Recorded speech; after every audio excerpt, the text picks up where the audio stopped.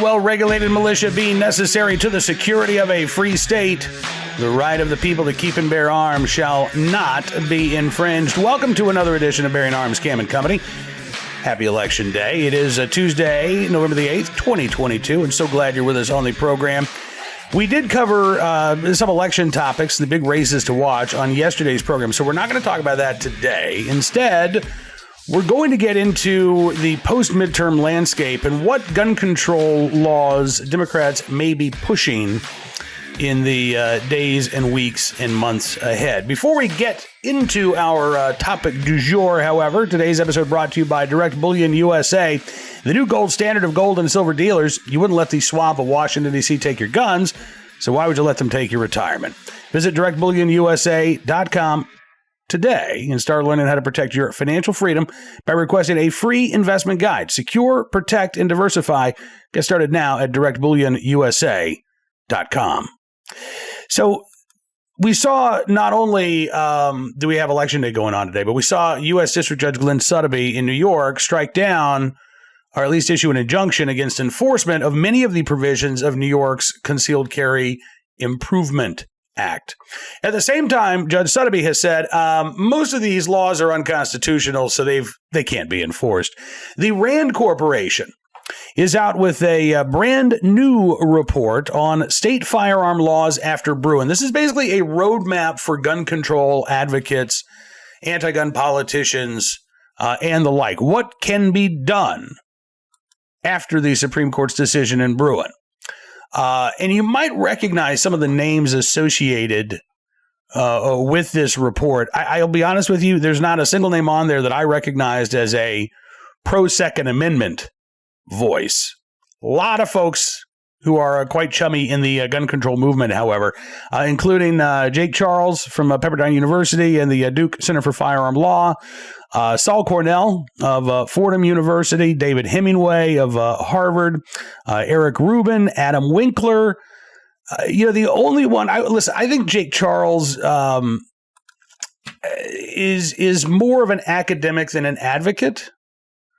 But I think he is still very much in favor of some additional gun control laws. I don't think he was a fan of the Bruen decision. The one name that kind of intrigued me, Julia Jenkins of the Legal Aid Society of New York, the criminal defense practice, because Legal Aid Society did submit a brief in the Bruen decision arguing that New York's May issue laws should be overturned and declared unconstitutional, and pointed to the harm that was done to many of their clients. I don't know what perspective Ms. Jenkins brought to the table here, but I can tell you that the overall report by RAND, again, is very much in favor of additional gun control laws and is a roadmap for those advocates looking to put more restrictions on the fundamental right to keep and bear arms in the future. So what they come up with?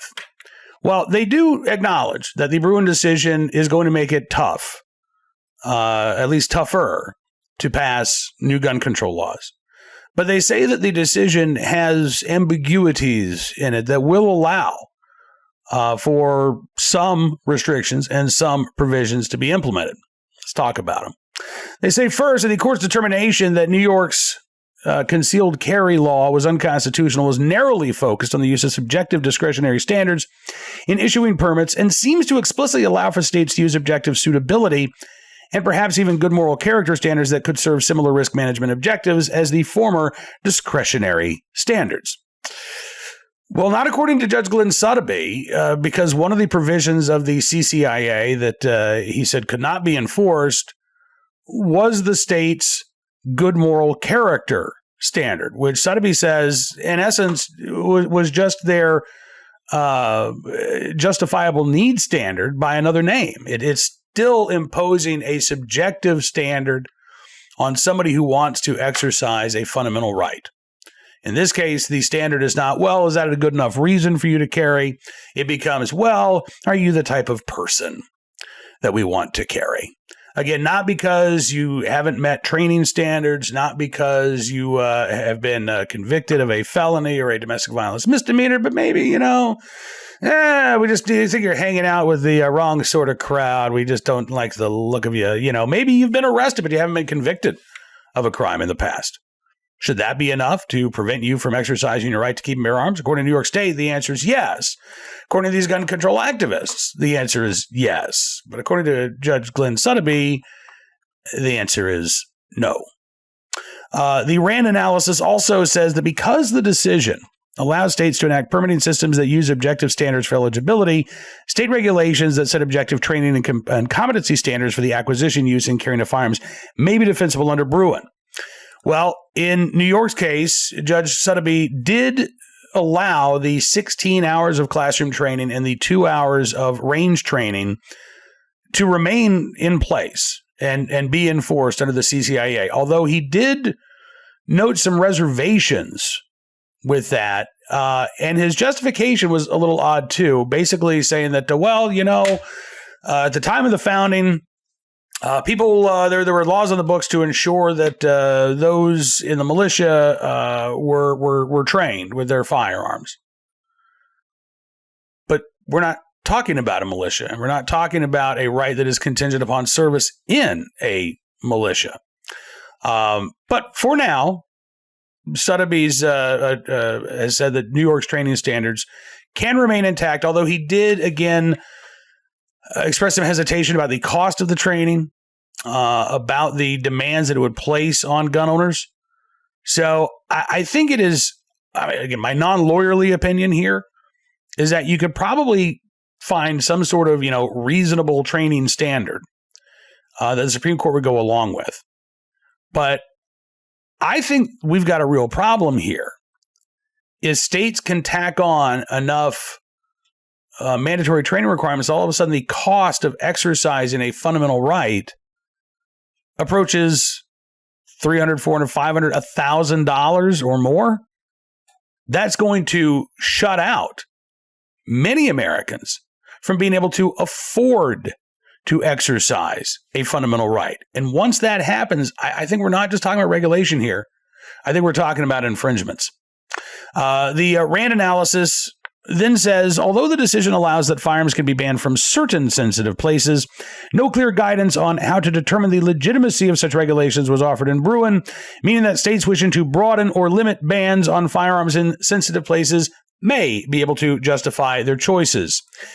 Again, that argument has not fared well in the early going, at least based on Judge Sotheby's decision in the Antonia case. There were a couple of the quote-unquote sensitive places that New York defined under the CCIA that were allowed to remain in place. Bans on carrying on playgrounds, in nursery schools, daycares, to name just a few. And really, there were only a handful of places where Judge Sotheby said, okay, yeah, this comports with the traditions of banning firearms from polling places, schools, legislative assemblies, and the like. The problem, though, for RAND Corporation is that by, in essence, declaring broad swaths of the public to be off limits to concealed carry, you are by necessity then infringing on the general right to carry in public for self-defense, right? And Sotheby recognized that. He tossed out the idea that all private property, for instance, could be off limits to concealed carry by default. Didn't see a specific ruling on the Times Square issue in Sotheby's decision, but basically these restricted places, Sotheby says, just don't comport with what the Supreme Court had to say in Bruen. So RAND then turns their attention to who can carry. They say, although prohibitions against gun possession by, for instance, children, those posing a risk to themselves or others, and those dishonorably discharged from the military could well be challenged on the basis of Bruen's new method for evaluating Second Amendment claims, the court again seems unlikely to reject most regulations specifying those who are prohibited from gun ownership. And I think that is the case, although in the years ahead, we may see the court take up the issue of dangerousness versus a blanket prohibition on, let's say, all felony convictions. If somebody's been convicted of a nonviolent felony, let's say, tax evasion or something like that, is that person dangerous in the same way that somebody convicted of armed robbery would be considered dangerous going forward?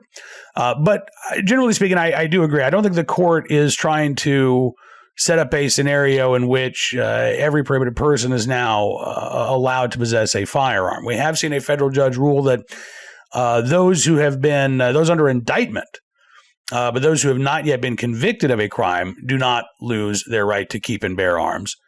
But we'll see with the appellate court and ultimately if the Supreme Court steps in. That, however, I think is probably the most accurate assumption that the RAND report makes. Finally, they say that because the court emphasizes that weapons in common use cannot be considered dangerous and unusual, technologies that a state wishes to prohibit may need to be banned before they are in wide circulation. Now, this is also interesting because I think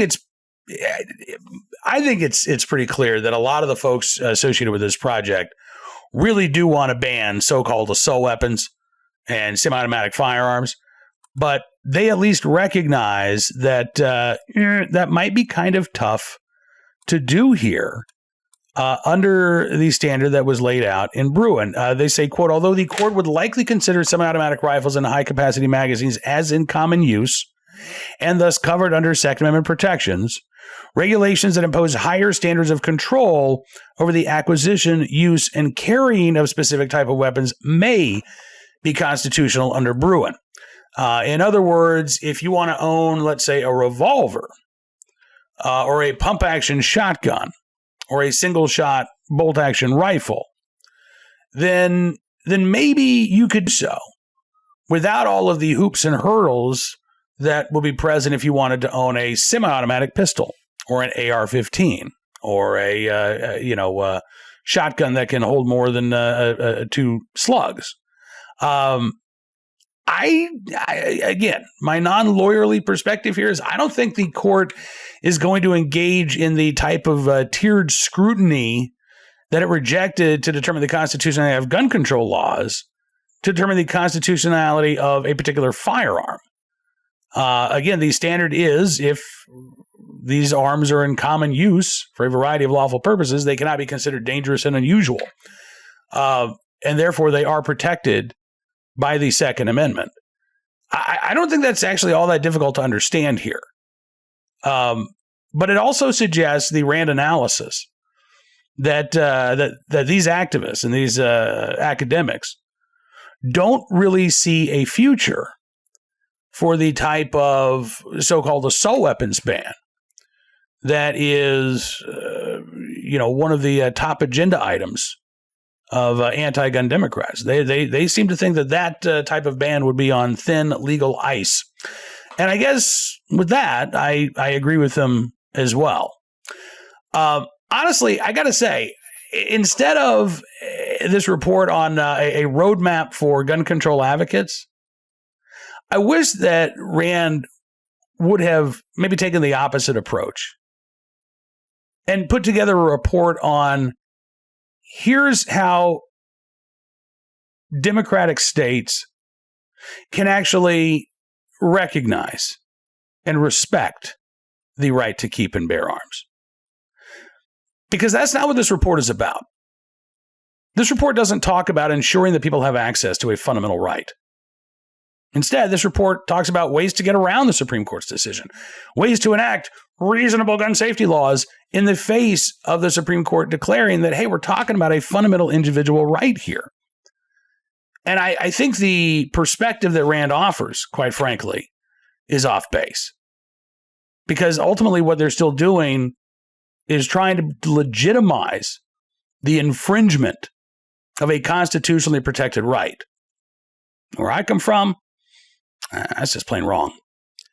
Now let's turn our attention to today's Armed Citizen story, our good deed of the day, and our recidivist report. We'll start there with a case from, where was this? The Daily Reporter newspaper.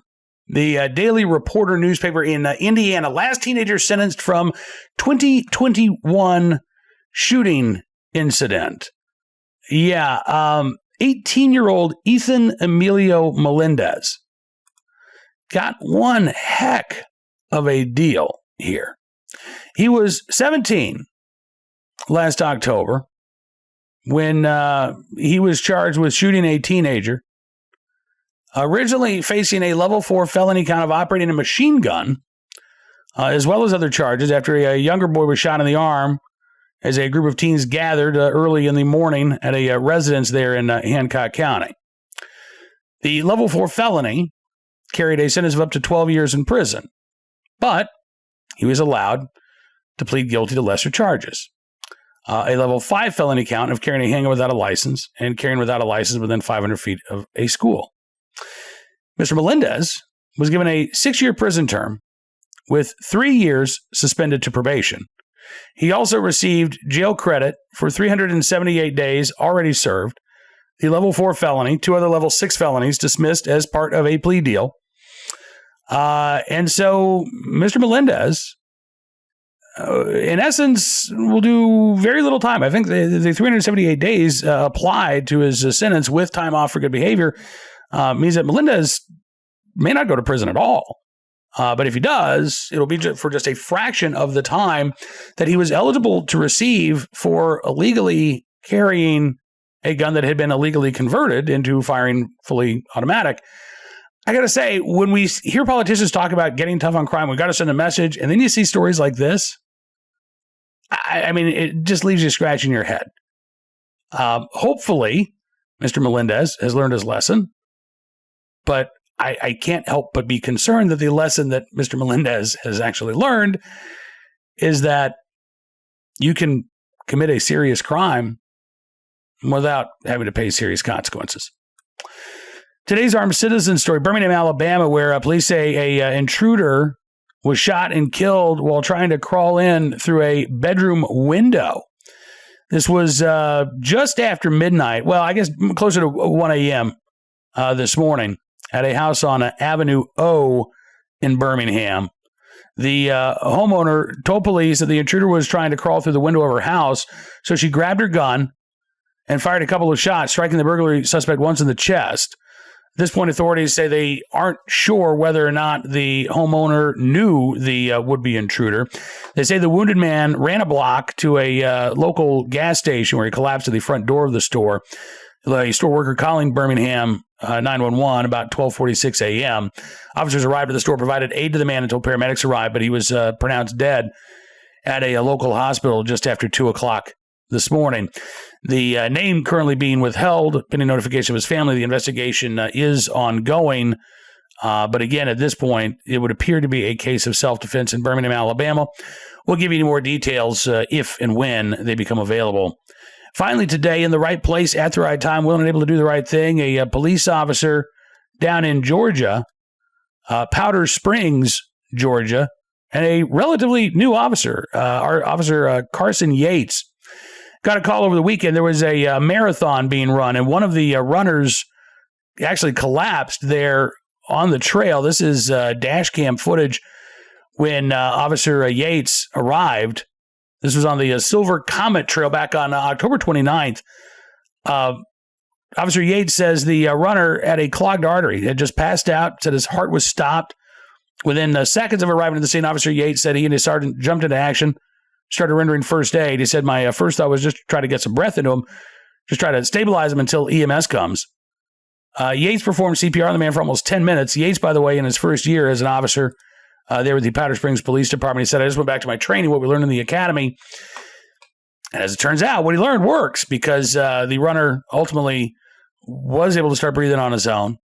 Heart started beating before medics arrived even. And then when the EMS got there, they were able to take him to a local hospital. And he is expected to make a full recovery.